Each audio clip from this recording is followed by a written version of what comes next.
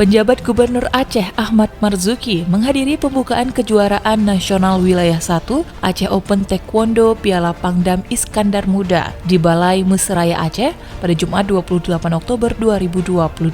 Hadir juga Pangdam Iskandar Muda, Kapolda Aceh, dan Dim 0101, Kapolresta Banda Aceh, Kadispora Aceh, dan para pejabat KONI Aceh. Pangdam Iskandar Muda Maijen TNI Muhammad Hasan dalam sambutannya menyebutkan kegiatan tersebut digelar sebagai bagian pengembangan olahraga sekaligus mencari kader berprestasi mulai tingkat daerah hingga nanti berprestasi di tingkat nasional. Selain itu, Ketua Umum Pengurus Besar Taekwondo Indonesia, Letjen TNI Purnama Tamrin Marzuki mengatakan event kejuaraan nasional Taekwondo tersebut diselenggarakan di beberapa wilayah. Untuk wilayah 1 yang penyelenggaraannya dilakukan di Aceh, diikuti oleh 4 wilayah lain yaitu Sumatera Utara, Sumatera Barat, Riau, dan Kepulauan Riau.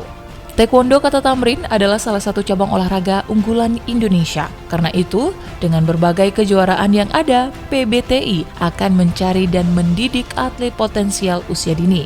Karena merekalah yang nantinya akan membawa nama Indonesia berkibar dalam kancah olahraga internasional.